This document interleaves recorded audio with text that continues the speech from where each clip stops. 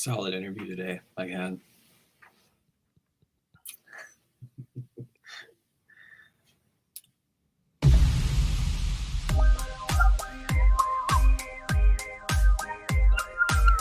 The Tom Brady Roast Fallout. Is there fallout? We don't know, but we're going to talk about it. And then NCAA 25.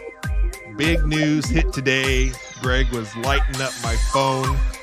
All next on Iller and Filthier. Take one. Hey, Brian. So, what are you doing, man? Well, I sat back and thought about the things we used to do. We had a lot of fun. You really want to do this with me? Bro, you know I do.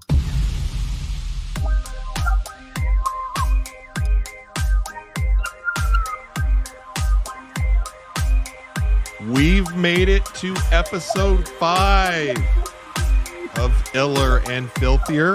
I am Brian Simatros with my buddy, partner in crime, Greg Eisenhower. What's up, brother? King of the North. And we're coming off what I thought was a really fun episode 4, playing F, M, and K. And those letters, I think everybody, when you put those letters together, FMK. Family, murder. Well, there was a lot of family and there was a little murder in what we were talking about. But we had a great time pitching to each other, groups of 3, where Greg put together a group of 3 that I'd have to say F, M, and K. And then I, in turn, I gave Greg my list. And Greg, I do have to clarify something here at the beginning of our show today. As I was editing episode 4, and we were talking, do you remember the one you gave me with Wendy Bird and who were the other ones in there that you gave me? Wendy Bird. So we had Ozark, we had Soprano, Carmela Soprano, and we had January Jones from Mad Men. Yeah, Betty Draper. Oh, Betty. Greg gave me that 3, and instantly I was taken back 15 years or so watching those series when they were out, whether it was on, HBO or was it AMC, and then Netflix, I believe is the Ozark one. Yeah. But there was something that you said twice that I need to clarify, because as I was editing, I was like, wait a minute, he said that about the other show. You said regarding Mad Men that was your all-time favorite show. And then for Ozark. Yeah, you said the same thing. Yeah. If I did, I didn't mean that. Maybe I snuck in. No, Ozark is my favorite. It's a great show. Mad Men's, it's top 5 for me. Because I'd say Ozark, Mad Men, Sopranos, Breaking Bad, they're all kind of right in that top 5 somewhere. Right. But Ozark's my favorite, hands down. I've just always everything, Rachel too, everything about that show we just love. Do you think it has anything to do with just you being from Missouri, or would you be like, would be my favorite no matter what, where I was from?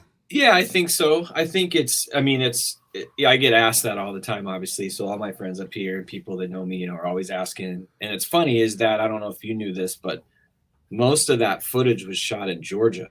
Mm-hmm. Only the panoramic high up shots were actually the Ozarks. And there's some stuff like there's a huge, like down by Bagnell Dam, there's the big, huge, tall Indian. It's like a statue. It's like 30 feet tall. That's still there. That was it, so there's a little bit of like nostalgia for sure, but I think it's cool that it's filmed there, but no, I think we just love Jason Bateman a ton. Yeah. I love the premise of the show. I thought it was just such a well done. Like, I like that it's funny. The characters are amazing. Like Ruthie, like I should have worked her in somehow last week, but she's not a mom. But yeah, Ruthie was my favorite character on the show, but no spoilers here, right? Well, no spoilers. So where I was confused, and I tried to remember back to either an episode that you and I did here on Iller and Filthier, or when I interviewed you for the first time on my podcast, Tossing Salad Podcast, you had mentioned something about going back to a certain time period that, I think you said you and Rachel, your wife, had mentioned, it'd be kind of cool to live back, I think in the 50s or something. And you had said something in regards to that. And I was thinking, well, maybe that's from watching Mad Men or something, right? Yeah. That was the first time I think we both I like time pieces. So one of the things I like about certain shows is that feel. Like Mindhunter had that to me. Like there's just certain shows that I like that you can feel like the era it's part of, which is kind of fun. And the 50s are kind of like what you and Rachel want to go back to, or you were wanting to go back to? Just it seems so simple. It seems like you're out in the yard. It just seems like a simpler time, Dude's mowing his yard in khakis and shit. I love things that. Things just felt right back then. Well, Rachel has her apron on and stuff. Yeah. Well, it's funny you're kind of mentioning that because I came across another person that you might know that has similar beliefs to you. And I think you might know the Kansas City Chiefs are your team, correct? Yes. I didn't know who the kicker was. I only know two guys on the Chiefs, to be honest with you. And I saw this and I was like, maybe Greg has a point. Like there's more than just Greg thinking that the 50s were the decade to be in. And here's his name's Harrison Butker, right? He's your kicker for the Chiefs. Yes. Good kicker. And he's been in a little bit of he's been in the headlines the last few days. I guess he gave a commencement speech at a Catholic college. He went to school there. And he went to school there. Okay, so Greg knows all about him. Greg's probably thinking going back to the 50s, maybe he can be neighbors with Harrison or something. But here's a little quote today. Harrison saying, "Everyone is taking what I said out of context. All I said is that we should go back to a better time like the 50s and the 60s, when men were men and women had more babies than thoughts. When the only Me Too movement was one woman saying she was ready for her fourth child and another woman agreeing." So I was like, I know I've heard something similar to that. Was that Greg? I had to ask. Yep. No, our 50s chat has nothing to do with like men and women and what they do. It just has to do with the times being simpler. Rachel always jokes with me all the time. She's like, I love to stay at home and quit my job. She's like, she's very much always joke. We've always said that. She's like, if I can quit my job and just be at home, I'd love it. Right. I read what he said, and I'm like, I think it's all super blown out of proportion. And like, I think he was trying to give props to his wife. I think that's like, and we were talking actually just before dinner tonight, we were talking about this again, because we've both been chatting about it. Like, I think, and it's kind of funny that's going to lead into this roast thing, because I think in this world we live in, everybody is so quick to like want to crucify somebody. And I can imagine he was sitting there, he wrote this awesome speech and he was so ready to like tell these kids, and he was pumped. It's like he wasn't going in with like a mean heart of like, oh, I can't wait to get my opinion out there. I really think he was trying to like give his wife props and talk about how great of a mom she is, and that he's glad she's, stays home. And they're very Christian based. Obviously it's a Christian college. So a lot of those beliefs are, so I just think I'm just like, I don't see the hate and anger in it that everybody's like, and people are calling for like, oh, the Chiefs should cut him. I'm like, why? He gave a speech. Like, well, the Chiefs aren't going to cut him unless he becomes more of an issue. But yeah, and just to let you know and everybody else know, this was on Instagram today. This is a fake quote that one of those sites like The Onion put up. Oh, nice. And they put it up, and you can you go into the comment section, which I did. Yeah. Because when I first saw this, I was like, it kind of jives with what he was talking about, but this seems a little over the top, especially for him setting the record straight. And I was like, this has to be kind of a fake one. So when I went to the account. It's called the Sports Memory, and it's basically in the top part of their caption. It's like, this is a parody account or something. But it's funny. You read through the comments, and everybody's like getting upset, and then there's other people that are like, you guys know, like, this is a fake meme here. Yeah. So I thought it'd be kind of funny to bring that up tonight. Yeah, no, I thought about it too. He's getting a lot I don't know. Again, I think and who am I to, I'm a middle-class white guy from a suburb that grew up in a suburb from white middle class. So it's like, who can I get upset about, stuff like that? But it's like, sometimes I think we just overreact to everything. And we all see it, right? I mean, that's one person goes, oh my gosh, did you see this? And then it spreads like wildfire. Did you see, I think they brought up some kind of an interview. It was probably on the podcast that Pat McAfee, you like him, right? Mm-hmm. Yeah. Yeah. Where, who's your QB? Mahomes? Yeah. They had asked Mahomes, I guess because McAfee used to be a kicker or something. Yeah. Yeah. And they asked Mahomes, does he talk to or ever hang out with with Bucker? And Mahomes was very much like, I don't say anything to him. Yeah. It was just kind of an odd interview, but knowing the context of it and fast forwarding to this commencement speech, it kind of just makes it sound like, there's just certain personalities within the locker room that everybody's there to do their job. Yeah. And I think you said is he a good kicker? Really above good average? Kicker, yeah. Or? Oh yeah, probably one of the top 3 in the league. Oh wow. Probably was one of the reasons we won the Super Bowl, maybe this year and the year before. And I wonder if that comment from Mahomes is like how they don't talk to him. Like just like it's like the pitchers sometimes, like sure. They just could be. I kind of felt in the I heard something about that today. I haven't seen it, but I'll have to go back and see. But I almost feel like that's what he's like. Oh, I don't talk to, like kickers are weird kind of thing. Cause he was Pat, who knows? Like, right. Yeah. I only watched the clip of that. And again, watching just the clip of it, it did seem kind of awkward looking back on it. Yeah. But I think at the time that interview was conducted, like you're saying, it could just be that nobody talks to kickers or something. You know what I'm saying? Yeah. I don't remember what that one was from, but yeah, I mean, there was pictures of him. He took pictures with Taylor and Trav. And I know he recently talked about meeting her and stuff. So I don't think it's like he's not like an outcast on the team by any means or anything.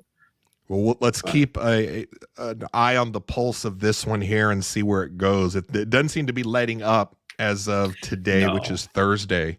Yeah. So. Yeah. They're going to keep roasting him. You have some other big news that was announced today. That is right. We've got, they announced today the date for NCAA 2025 coming back. You said this is the first one in 10 years? Yeah. 2014, I think, was the last NCAA football game. What did I tell you? July. What was the date? I texted to you. I think at this point, if we know it's in July, I think just about almost every male will take off the month of July. July 19th. July 19th. Yeah, we got, we'll have special plans, so stay tuned. We're going to do something fun around that. It's exciting that it's back. I mean, that takes us back to like 1995 and before when we were just crushing. I'm hoping to get that. We're hoping to get a nice interview around that time with a ex-football coach, right? We're trying to work that out. Well, with our connections and stuff that we have. Yeah. But I have so much fond memories of NCAA football. Tons. And it's one of the games that I'm mostly a sports game person on the consoles. Yeah, that's what I was too. Yeah. I've done a few first-person shooters with the boys when they were younger, but then my hand-eye coordination, I can't keep up with not only my boys, but people either online or whatever. So it's just not fun. Because they're just crushing you while you're just like, I don't know what's going on. You're getting sniped everywhere. And then you start getting really pissed off because you can't compete. And we're all very competitive. But we've had a lot of fun as a family. We would play, all 4 of us, my wife and I and the 2 kids, and we would play like zombie mode where we would hold up in a house. Oh, and we would have like, okay, you guys cover the basement, and then like the boys would have to split up because each one would have to stay with one of us because we suck. And so we would always be the ones that the zombies get to first, and then we're down, and they'd have to come over and revive us, and a lot of fun. But NCAA as a game that I would sneak off and play for hours. Yeah, I would do that. I think up until shortly after my oldest was born, and then I kind of quit playing video games. So that was like 2004. Yeah. But this right here, when I heard it was coming back, I think you and I even started exchanging some text messages on that. Yeah, no, I'm excited. It's a big deal. There are a lot of people talking about it. I work in the video game industry too, so it's exciting. You know, that'll be a big deal anytime these big games come out. But it's exciting for it to come back. I saw that there's 3 college players on the cover. Mm-hmm. So that was the big release today, which is cool now that they have like the NIL deals. You know what I mean? Right. Like it's a little different so now these guys can actually, I think, get paid for, like if you put your name in the game, you make money now, I believe. But players can also choose to not put their names in. But Ewers, is that his name? Quarterback from Texas. Yeah. The Hunter from Colorado, and I think the Michigan running back. Oh yeah, there you go. Edwards, I think maybe. Yes, correct. So those are the 3 guys featured on the cover. Yeah, it'll be great, man. I'm excited to see how Mizzou's going to look on there. Yeah. And of course, all of the incredible detail that usually comes with these games, like around Furrow Field, cheerleaders, the Golden Girls will be up there and dancing with the Golden Girls. I did hear today, I read a little bit of the article that came out that unfortunately this year they're not going to be able to do the face scans. Which the reasoning behind that was something to the effect that they didn't have time to do it. And I was like, how do you not have time to do it? It's been 10 years. Yeah. What's the face scans for, like, just for each player? Each player gets their face scan. Okay. Yeah. Cool. So it'll just be like the same guy a bunch of times. I don't know how they're going to, I'm sure they'll ballpark it, pretty close. But I'm excited to see Furrow Field and to see how good Mizzou is and just kind of playing. Hopefully we can kind of do something online with me and you so that we can maybe do some lives and just kind of goofing off at night, just having a good time. Yeah, we talked about a while back, I can't remember if it was on one of your shows or not, but we talked about how they need to make the game like crossover with like a Red Dead or a Grand Theft Auto where you have the game, but then as a coach, you got to manage the post, you got to keep your players out the clubs. Right. George's, Shout out to George's in Columbia, which has been shut down for the last 20 years, but that's where I used to go. Friday Brian night. And I had a funny story from the night before a game. Our star quarterback was just out 1 a.m, just throwing it down. I'm like, wait, you're supposed to be playing tomorrow, Corby. So, super pumped for this though. It'll be fun. So I will definitely be in line wherever I need to be to get the game. I guess people get it online now, right? You don't actually go to a store, do you? Yeah, you can. So if you get it, you can still get it physical. You pre-order it and then it gets to you. You actually get it so the retailers will send it to you early so that it arrives to you on or before the release date. Right. So that's the way to do it now. Just pre-order it and it'll ship it to you. Pick your favorite retailer. I'm excited. And you guys are like, you have the console, you're ready to go? Yeah, we've got that. Evan does my son does, he's mostly into car and the first person shooters. So he plays a lot of those games, but he does a lot of the car stuff. He plays a little bit of the sports. He used to play Madden, so maybe I can get him into the college one. Yeah. Well, I think the college game for me, I'm just more involved. Like I'm more interested in the college game than I am like NFL. Fun. Yeah. Same with like basketball. I'm not an NBA guy, although my boys like it. I'll watch a little bit, but in my era of the NBA that I enjoyed is gone. I mean, once Kobe died, that was it for me. Yeah. So, but college football is, I love it no matter what team it is. Every week there are big games. Every game matters. Yeah. I'm stoked for I'm loving the thought of this 12-team tournament thing, and I'm just super pumped for that. But it's interesting. It's going to be, I've already heard, so it'll be when we get to the fall, it'll be fun to see how this goes, because I've already heard some strategies with coaching. You don't have to be number one now. I mean, you just got to be 12. So they're saying like it's going to change coaches' philosophies on maybe resting players. You can lose a couple games, maybe you schedule some harder teams. You just got to be in the top 12. So, you don't have to worry about that one loss. So it's just gonna be interesting to see how that plays out. You think you have a pretty good feeling that Missouri should be in the mix for the top 12? Sounds like they have a chance. I'm not going to get my hopes up, but I mean, they're expecting good things. I think I saw Feinbaum considers them the team to maybe that could push Georgia for the division. Mm-hmm. So I think they're going to be there. I mean, they finished 8 last year. So they would have been in the tournament last year, but I just can't even fathom watching them play like a Georgia or Alabama or something. Like I would love to or Michigan. Maybe have like a short series of just us following Mizzou football and us doing it on the side and talking about that. Cause I mean, I'm all in again. It's one of those things to where, unfortunately, if you're a Mizzou football or basketball fan, we can't be good at both at the same time. And so you're either really good at football or basketball. Yeah.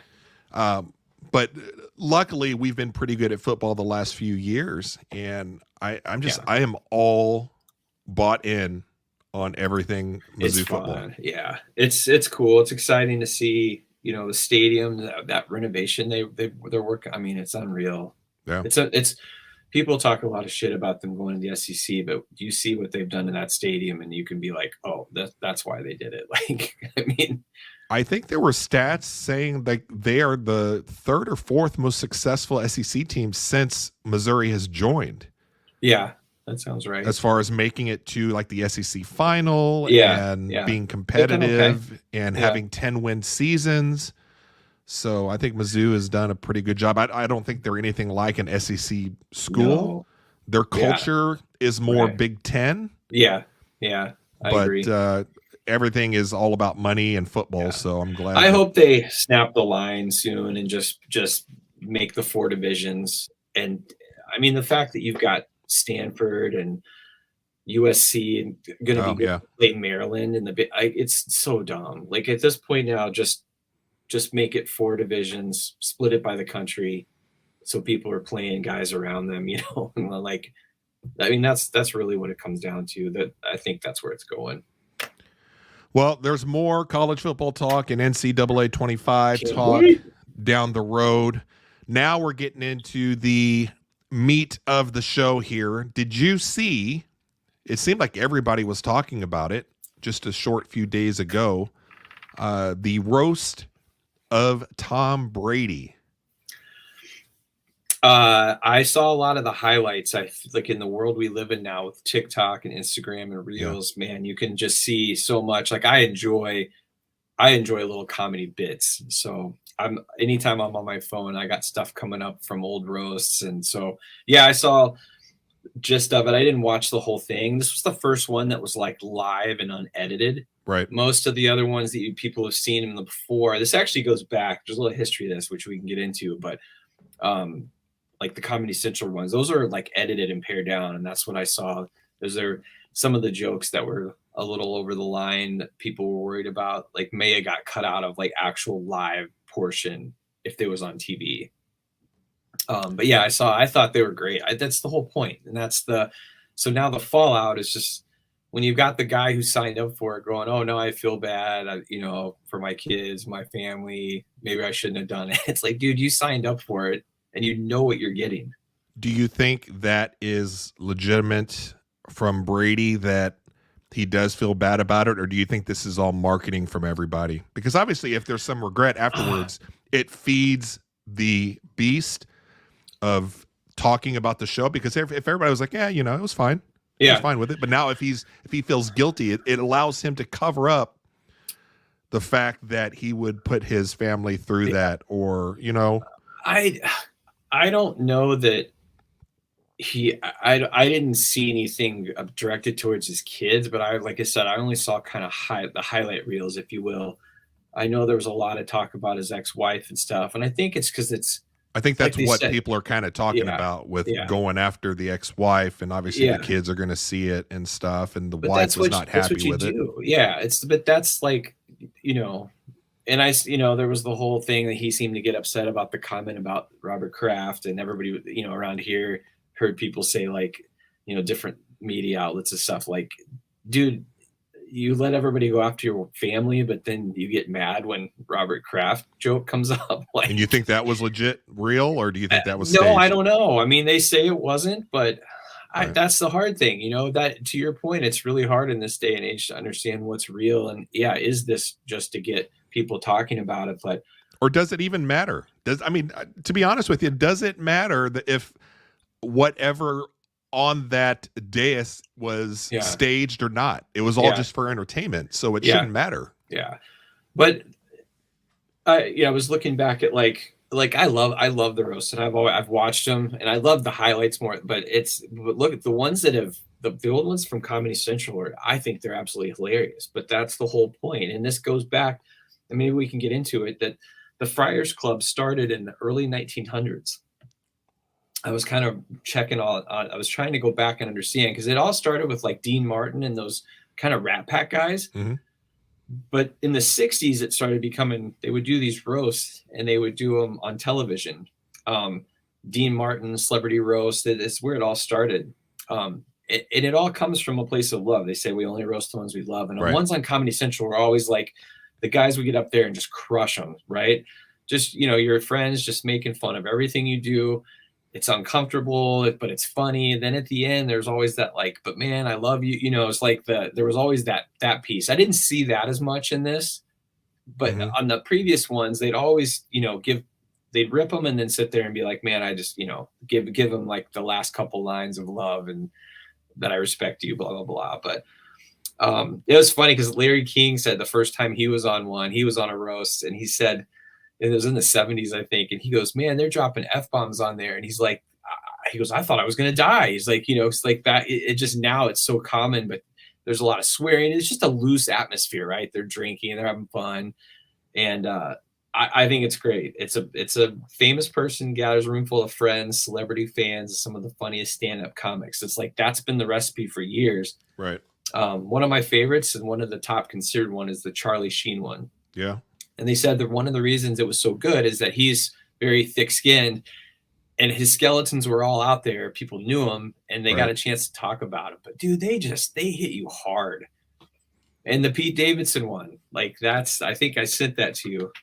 The Pete Davidson Ann Coulter feud on there? Well, no, there was that, or just the one that Pete was. Well, no, his dad died in 9/11. Oh, right.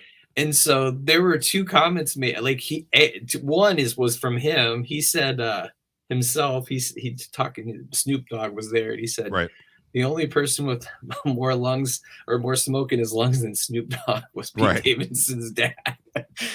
But that the roast of when they said the roast of his dad, that was, that's brutal. But he laughed and he approved it. He said, a lot of these get approved, and I think sometimes there's guys like Jeffrey Ross is always known to kind of push the line. So he was the one that I think Brady told him, hey, we're not going to talk about the massage thing, and then he did. That's just his way of like, he wants to push the envelope. Like, so I think and this is just my opinion on all of this, is the ones that can push the most. So that you're bringing up the Pete Davidson one and all the jokes about his dad. I feel are the ones that are either bigger celebrities or stars that can get away with it, or they are really close and they know that they can get by. Because if it was somebody that was kind of borderline that were to cross the line and say something like that, I don't think that the other comedians and the roasters would let that go. I think they would kind of protect each other a little bit if somebody who didn't have enough street cred to do that is kind of what I'm saying. But I thought that the Tom Brady one, and I'm curious before we get into some of the details of that, what are your overall thoughts of Tom Brady? We should kind of get that out, out of the way here. I like Tom Brady. I think like everybody, I think back, when he was in the height of his, it's a lot of how people view the Chiefs now. It's like they were kind of the enemies, everybody's tired of them winning, but I always respected him as like, he's just good. There's nothing you can, I like when people are really good at what they do. Like, I think it's cool. And he is the mark, right? I mean, 7 championships, they won, and they always won. And so like, that's why you didn't like him. And I think it gets a little more personal with Mahomes sometimes, but I do think sometimes that's, you got to respect that he's at the top and everybody wants to knock it down. I see that how people used to view Brady. But no, I like the guy. I think he's great. I'm excited to see him on TV because I think he's smart, and it'll be just really cool to hear his thoughts when he's breaking down a game. Yeah, I know that he's supposed to be the color person, or given like he's the sports guy sitting with the play-by-play guy, kind of like the Tony Romo, who I know Tony Romo has done a really good job at doing that, breaking down the plays and stuff. I don't know if Brady has the personality to be dynamic and likable on TV like that, but we'll see. I'm coming from, I don't particularly like him as a person, but like you said, I respect him as much as it pains me to say it. He is the GOAT football player. Right. I mean, the fact that what he was able to accomplish, not only with the Patriots, but then when he left to go to Tampa Bay, that was unreal. And to do that, you throw up your hands, even if you hate him, you gotta be like, okay, that seals it. Yeah. And I don't think it's close with anybody else. I've really enjoyed seeing him because he's out there a lot now. He's got a pocket, I think he's okay. I think he'll find his personality. I mean, like Belichick has been stellar now that he's not coaching. He did awesome during the draft. He was on the McAfee show. I think I heard he's going to be on Peyton and Eli's show now. And another guy, Saban, man. Saban's awesome on TV. Yeah, but they need those. I know what you're saying. I think somebody like Belichick, and I even think with Brady, you need other people to carry them. Yeah, maybe. They're not the big star. Like the TNT crew for basketball with Charles and Shaq. Sure. Those guys, even though they're great all together, and that's what they're kind of known for, but those are big personalities that can operate on their own. Yeah. I don't see that with Brady. And I could be absolutely wrong. I just don't think he comes across as a likable enough person to do that, but we'll see. Yeah, we'll definitely see. It'll be interesting. But yeah, I thought it was. I thought the jokes. Aaron Hernandez jokes are probably like I could have done without those, only because I think he's just irrelevant now. I mean, he's a bad dude, right? Like just but I mean, if it's Tom Brady and the Patriots, everything has to be on the table, I suppose. Yeah. And I mean, whoever was the one that said something about, and I know that it upset, I think like Hernandez's family or whatever, but whoever had it in their joke about the stool that Aaron Hernandez kicked out from under himself to hang himself, and everybody's like, but that's what everybody's signing up for. Yeah. And the fact that it makes that much money, the fact that Netflix made it a featured live to where it's an event that people will tune in for. Yeah. Nikki Glaser was on, I think, one of the podcasts earlier this week. Yeah. And she says if it was just a regular roast that like Comedy Central used to do where it was taped or whatever, she goes, it wouldn't have been as big. But because it was an event and it was live, it was huge. Skiptown James is here. What's up, Skiptown James? Yeah, she's funny, dude. She had some really good lines, and I don't know. I thought just all those guys, Gronk, I mean, you could make fun of him all day. And then Peyton did a great job. Like the ex-players got up there, were super funny. But that's kind of always been the mix. The roasts have always been about kind of like art and entertainment sports figures that don't necessarily do that, who get stuff written for them and how they do versus like the comedians that are touring comics, and they kind of put them. That's been the recipe for all these years, and so we're that's watching why I think it's those funny. People being awkward trying to do jokes, which is outside of their expertise. Yeah, so I love it. I don't understand why everything has to be apologized for now. Just you go do it. It is what it is. And to your point, I don't know why it's getting so much, why everybody, but it's like, if you're Brady, you signed up for it, you know what you're getting. and it's like, I mean, the what's the Franco one? The Franco one was really funny. James Franco, yeah, every great. single one of them Beaver were funny. One, oh my god, yeah. Skiptown James was saying he agrees, not from a likability standpoint, but Brady is so straight-laced, he's not going to give you those zingers like Shaq and Chuck. Oh, those guys are great. Yeah. Yeah, we'll see. I mean, I think, what did they kick Greg Olson out? Yeah. Or demoted him down, and he's making, I don't know, $7-10 million less and pushing Brady there, which, I mean, Brady's obviously a bigger name. I'll be curious to see how well he does on TV. And I think you still have to either be really liked or really hated. Right. So maybe he'll be fine. I don't see him as a good on-air personality, but I could be wrong. So do you think who do you think, of all the clips that you've seen, who do you think was, everybody's saying like, who was the best? Everybody likes to say who is the best of all of them. Is there one that you're like, oh, Nikki got a lot of props. She's I've heard multiple outlets this week speaking about how she kind of crushed it. I mean, I think Ross always just has his lines are just so good. But so I'd probably pick one of those two, but probably Nikki Glazer, just because she was so funny. I thought Nikki did a really good job. She was on Howard, I think, this week. She's been on the circuit all week long. So it's been kind of interesting to hear clips of her talking about like the jokes that she didn't put in there for whatever reason. Right. Yeah. And then, asking the roasters, was the Bob Kraft thing, was that a real thing or not? And they're all like, I mean, it could have been. Yeah. I think the consensus was they didn't know he was going to be there until almost, I think, the day before. Oh, okay. And so a lot of stuff was already kind of written.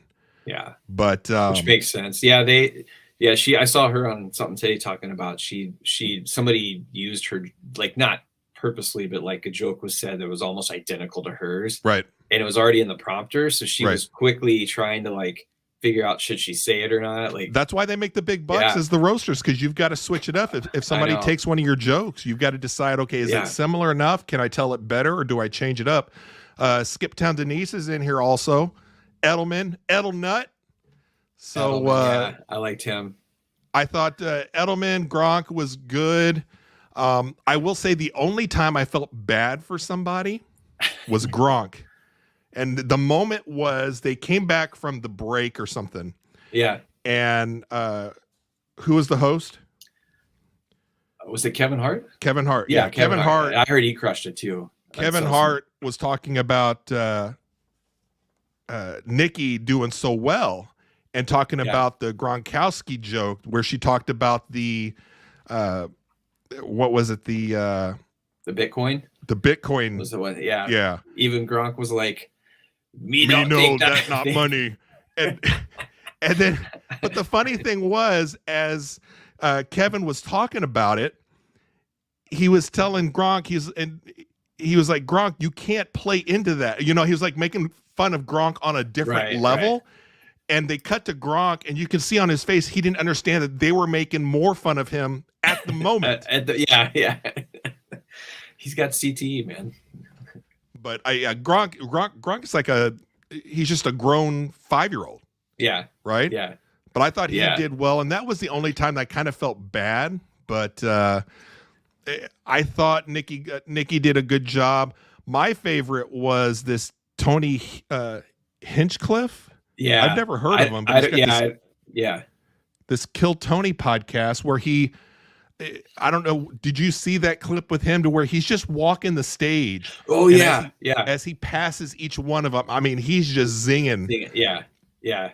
Like Tom for his shoes. He's like, oh, you must have gotten that in the divorce. And I mean, just going down and going after each one of the roasters. And I was like, this guy's pretty good. Yeah, he crushed it. I saw some bits of him. There's a couple guys on there that I didn't know, but were great. Yeah. Jeff Ross is funny, but Jeff Ross always brings it. He's Roastmaster General or whatever. And I don't. Is there any fallout to this? I know there's been a few headlines on it, especially with, I guess, something about Brady saying that he wishes. I think it started with he decided or he would not do it again or whatever, right? Yeah, I think it's just that all the like you said, okay, the Gonzalez family came out and said something, then Giselle's upset. Tom said he felt bad for his kid. Like it's just more like just it is what it is. It's a roast. It's all for fun. Like you said, it's probably nowadays to get bits and get yourself out there. And some of these people don't know each other even. So it's kind of for everybody to have some fun. And you pick apart a guy that's been, like you said, maybe that's their way of trying to make him a little more personal, get him up there, put him in the hot seat. No, that's true.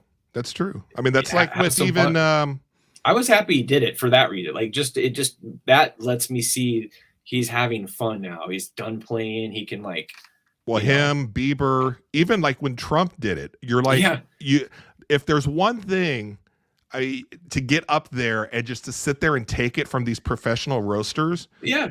I mean, that's hard to do. There is no way that I would do it. You and I goof around with each other a little bit, but I get my feelings to that level.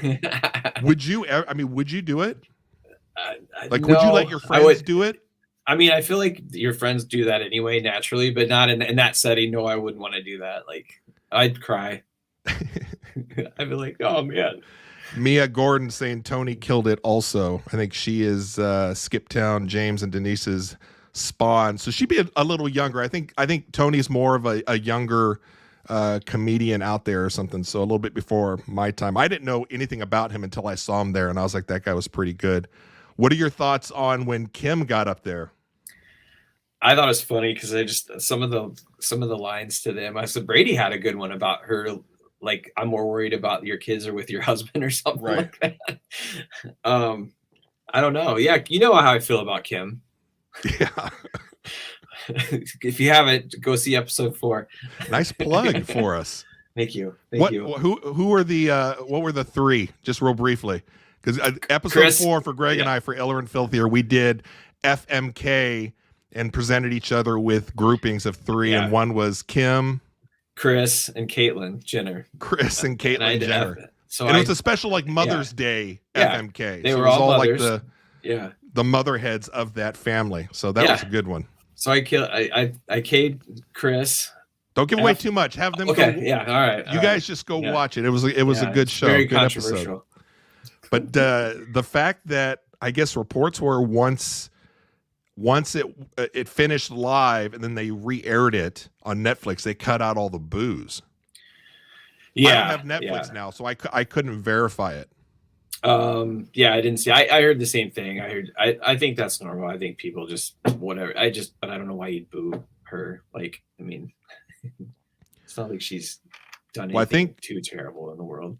The Howard Stern clip I heard or watched, they were talking about that, and I forget who from the Stern Show was there, and he said that the audience, for the most part, they were actually like football people that love football and love Tom Brady. So it wasn't a celebrity type thing, audience wise. And so these were like hardcore football player or football people wearing Brady jerseys, Patriots jerseys, and it's just not going to jive with the Kardashian thing. That's true. So that's where they thought that's why they booed her so much. Yeah, she's booable. I get it. I mean, but just funny. Comes with the territory, though. Yeah. She's also. I mean, I'd take some boos too if I could have billions of dollars. I'd be like, don't worry about it. I still might cry. Anything else that would stand out from the roast that you saw or that you want to talk about? No, it pains me sometimes. I feel like our skin's gotten thin. Like this whole one of the reasons I want to talk about is like the whole roast thing, and like I've been watching a lot of like comedian clips lately and stuff. Just like I get a lot of comedians that feed through my just because I like watching them, so I get a ton of them. And, right. Yeah, just the stuff that like I know Chappelle's going hard after people right now purposely, like, but at the same time, it's like comedians should always be able to just be funny and you laugh about it. A lot of them, make fun of their own race, right? Like black comedians make fun of black people, white comedians make fun of white people, like I just find it like And this just reminded me of like, it's a roast. We should laugh. We said this on our show, maybe our last episode was like, Brian and I's part of this is trying to bring inappropriateness back to the world a little bit. Like it's all to be fun. There's a way to be fun and laugh and not be so serious about stuff. And when you hear something you don't like, don't worry about it. Just be like, it's not for me. Yeah. Got to go spit it to the world, like, so. I struggle with, I know what you're talking about for sure. And it's just kind of funny. You mentioned this, and then like, of all people, Jerry Seinfeld is given a commencement at, was it Duke? Duke. Yeah. And then a handful of students get up and walk out. And I'm like, I mean, I know what that was for. I remember now. That was over the war. But if you're deciding, okay, the line at which you're going to take a stand and walk out and create a scene or whatever is at Jerry Seinfeld, how do you live your life then if it's everything from Jerry Seinfeld and worse? Right. Because that's all you're ever going to do in life. And what I struggle with, I see what you're saying, and I agree with a lot with what you're saying there. I see both sides of it. My thing is, for professional comedians, the line has to be, in the end, they have to make it funny. And if they don't, then that's their fault, and they should get every bit of criticism or whatever that is deserved. Right. Chappelle, I think most of us agree, is one of the greats, right? He's pushing the boundaries. I'm not here to defend Chappelle. I've heard what he's said. I know a lot of people that defend and go after him, and that he's punching down. I think the problem with him is that he's pushing into not just black and white territory, but he's doing a little more trans stuff. Yeah, he's got a beef going on with that community. And I agree with what you're saying. Yeah, it's probably too much, but you have to take it next level. And I don't know what, when it first started with Chappelle, and I forget which show that was, which Netflix special where he got into an issue. Yeah. I specifically went to go watch it, and I wanted to be like, okay, I want to see if I think my opinion, if I think that he crossed the line. And I thought by the end of the show, I was like, if you take it out of context in the little clip, I can see where people get upset. But I thought that the story that he told was actually a touching, it was a real story. And then he made it into a funny thing. Yeah. Do I think he has malicious ill intent? I don't think so. I think he's just he's at the top of his game. Yeah. And he's trying to, when you're at the top and you've done it all, how do you do it differently? How do you make it bigger? Right. That's the problem I think a lot of them have. Chappelle, Ricky Gervais is another one to where I love Ricky Gervais. There's some times where I'm like, I just don't dig his stand-up. I dig everything else he does. I just don't dig his stand-up. Yeah, I agree. I mean, I know. Yeah, and who knows? It used to not be like that. I feel like it used to be comedians just said stuff. It was funny. You knew you laughed about it. I mean, you go back and watch like Richard Pryor.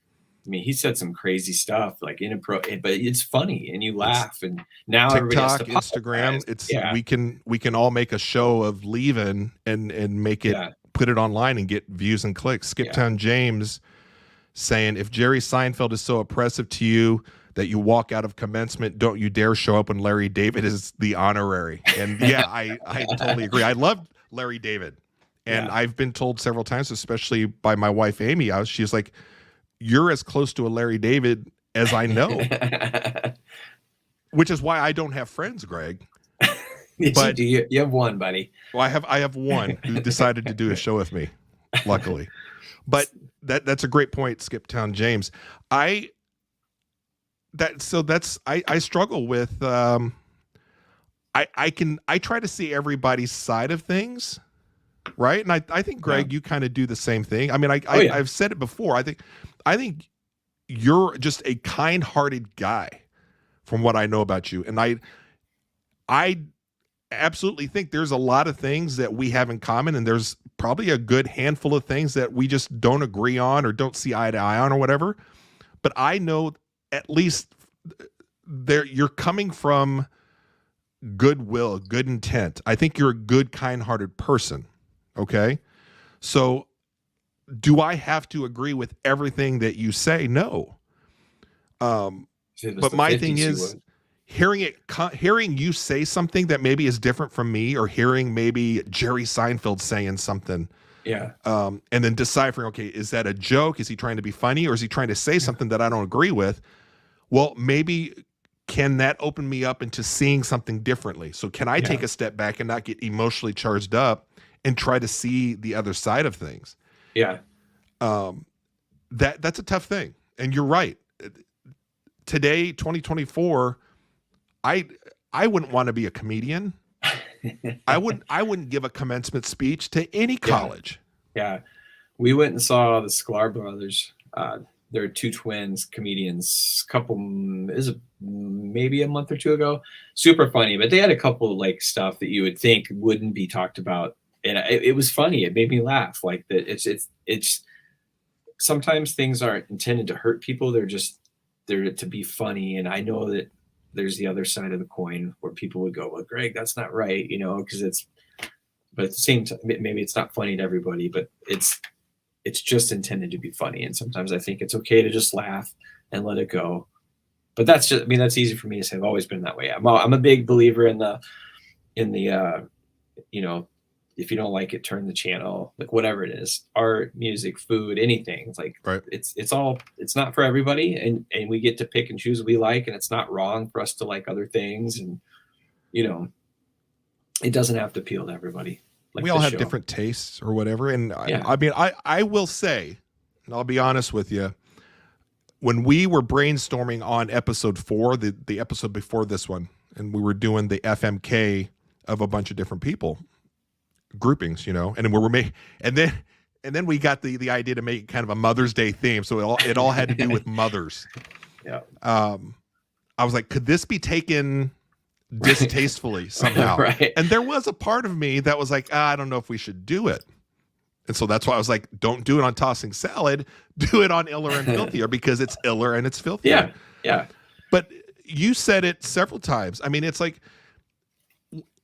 I do think it was just fun, stuff. That's what it was I think supposed to we be. made it funny. If we didn't make it funny and it could have gone south, then I think it's warranted for people to come after us. But I think I think it was entertaining. I think it was funny.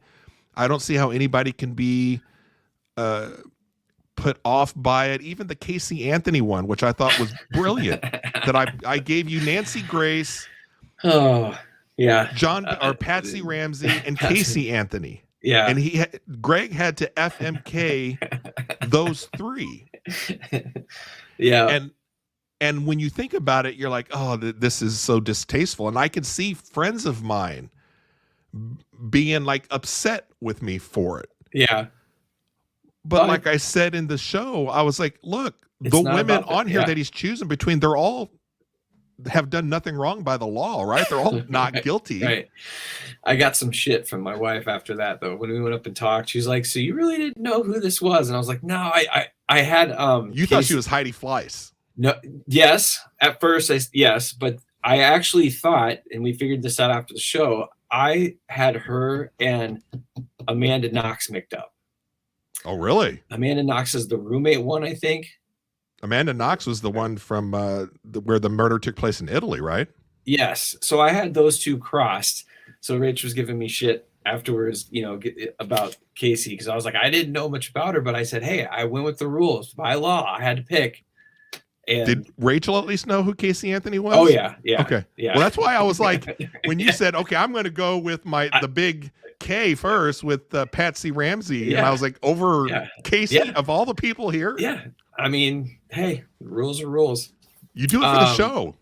You do it for the show, yeah. You do it for the show. But that's the whole point. The whole point of that was it's a game, right? So to your point, like, yeah, there could have. I thought the same thing. Maybe there's people out there that are gonna be like, "Oh, this is inappropriate," it was a game that we've all played.